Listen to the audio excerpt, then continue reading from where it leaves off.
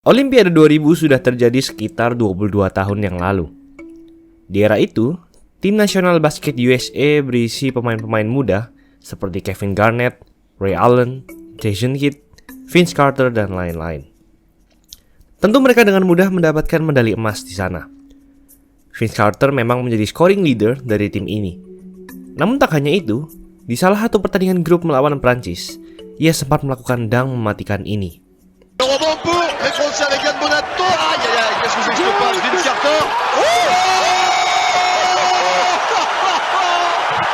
Sebagian banyak dari kamu pasti sudah mengetahuinya. Slam dunk ini dinobatkan sebagai slam dunk paling keren dalam sejarah bola basket, di mana Vince Carter melompati seorang center bertinggi 218 cm dan berat badan 118 kg. Wow!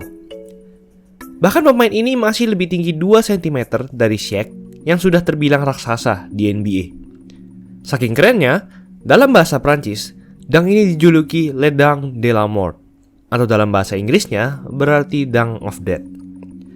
Dan hal ini tentu menaikkan nama Vince Carter. Tapi bagaimana dengan orang yang didunk atau diposterize oleh Vince Carter? Tentu namanya juga naik, tapi dengan konotasi yang buruk. Akan kami bahas dalam episode kali ini, berjudul Karir Pemain Ini Dihancurkan Oleh Sebuah Dunk. Sebelum lanjut, jangan lupa like dan subscribe ya. Simak ulasan berikut ini. Yo guys, buat kalian yang mau cari-cari jersey basket, langsung aja cek sosmed @easysportswear. Tersedia di Shopee, Instagram, dan Tokopedia. Kuy, buruan diserbu. Pemain yang dilompati Vince Carter ini bernama Frederick Wise. Pada saat Vince Carter melakukan dunk ini, ia bahkan tidak sadar bahwa ia telah melompati seorang center setinggi itu. Carter berselebrasi di sini bukan karena ia telah melompati seorang center, namun karena sebelum melakukan dunk, ia merasa lompatannya terlalu tinggi dan tidak akan bisa memasukkan dunk itu. Sekarang mari kita masuk ke Frederick Wise, korban dari dunk terbaik sepanjang sejarah bola basket. Wise lahir pada 22 Juni 1977 di Thionville, Prancis. Wise memulai karir profesionalnya sejak tahun 1995, di mana ia bermain di tim CSP Limoges, tim basket asal Prancis dari kota Limoges. Dia bermain dari tim itu sejak tahun 1995 hingga 2000. Setelah dunk ini terjadi, tentu Wise diinterview oleh para reporter. Bagaimana perasaannya setelah dilompati oleh Vince Carter? Wise berkata, "Aku tahu dia memang bisa melompat tinggi, tapi aku tidak tahu dia bisa melompati aku. Setidaknya sekarang semua orang akan tahu namaku dan nomor jersiku. Dunk itu memang sangat memukau, tapi pada akhirnya itu hanyalah 2 angka." Setelah dunk ini terjadi, Wise memenangkan medali perak bersama Prancis. Namun ternyata, setahun sebelum Olimpiade ini terjadi, Wise sudah didraft oleh New York Knicks pada NBA Draft 1999 di urutan pick nomor 15. Saat itu, ia masih berusia 22 tahun. Sebenarnya, Wise adalah pemain yang hebat sebelum ia didraft. Saat bermain di Liga Profesional Prancis sebelum didraft, ia masih 21 tahun. Dan ia sudah 3 kali menjadi All-Star di Liga Profesional negara Prancis dan mencatatkan 13,4 points per game dan 7,3 rebounds per game, tertinggi dalam karirnya. Namun ia memutuskan untuk tidak pernah bermain di NBA. Wise juga seorang center raksasa. Bahkan bila ia masuk NBA pun, ia masih terbilang raksasa di sana. Dan setelah ia didraft oleh New York Knicks, ia dibu oleh fans Knicks karena Knicks dianggap mendraft seorang pemain yang kurang terkenal dan dari luar negeri. Padahal Knicks masih bisa mendraft Ron Artest yang dianggap lebih baik dari Wise dan merupakan pemain yang berasal dari Queens, New York. Artest pun diambil oleh Chicago Bulls dan ia menjadi seorang bintang di NBA nantinya. Hal ini membuat fans Knicks semakin membenci Wise. Wise juga tidak hadir di acara NBA Draft 1999 tersebut. Ia baru mengetahui kalau ia didraft oleh Knicks setelah ia ditelepon oleh agennya. Karena pada saat itu, Wise sedang persiapan untuk Olimpiade bersama tim nasional Prancis. Wise pun sangat senang ketika mengetahui ia didraft dan langsung menelpon ayahnya dengan kegirangan. Namun seminggu kemudian, ketika Wise pertama kali sampai di kota New York untuk latihan bersama timnya, ia baru sadar bahwa fans sangat marah terhadap dirinya.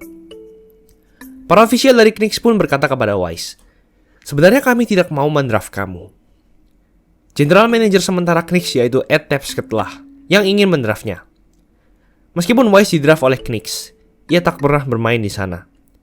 Karena memang di tahun 1999, Knicks baru saja melaju ke final dan memiliki roster yang sudah sangat hebat, terutama di bagian center karena sudah ada Patrick Ewing, Marcus Camby, dan Kurt Thomas.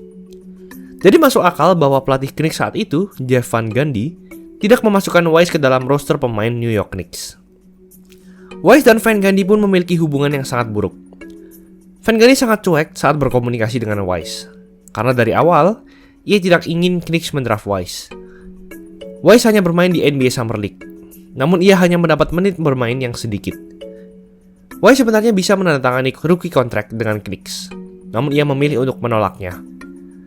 Keputusan Wise untuk menolak menandatangani rookie kontraknya ternyata dipengaruhi oleh agennya sendiri yang membawanya ke NBA Draft 1999. Agen Wise yang membawanya ke NBA Draft pun menyuruhnya kembali pulang bermain di Eropa. Padahal, Wise sangat ingin bermain di NBA saat itu, namun harapannya harus pupus. Pada akhirnya, Wise menyesal tidak menandatangani kontraknya saat itu. Agen yang membawanya ke NBA pun akhirnya masuk penjara akibat sebuah kasus. Ia pun akhirnya bermain profesional di negara-negara Eropa. Semenjak ia pulang ke negaranya pun, para eksekutif Knicks tidak pernah memintanya untuk kembali. Setahun kemudian, Knicks juga tidak memintanya bermain di NBA Summer League 2000. Akibat hal ini, confidence-nya sangat menurun. Tidak hanya itu, namun juga kehidupannya di luar basket juga menurun. Pada tahun 2002, saat anak pertamanya yang bernama Enzo lahir, ia didiagnosa mengalami autisme. Hal ini membuat Wise dan istrinya terpukul. Sejak itu, Wise pun terkena depresi dan mulai sering pergi minum-minum dan pulang subuh. Padahal sebelumnya, ia tidak pernah melakukan itu. Ia pergi ke bar untuk minum sebelum dan bahkan sesudah bertanding. Akhirnya pada 2004, Wise dan istrinya berpisah, sehingga Wise kembali pulang ke Prancis. Sejak kepulangannya dari Knicks dan bermain profesional di negara-negara Eropa pada 1999 hingga 2007, Wise tidak pernah mencatatkan lebih dari 7 poin per game.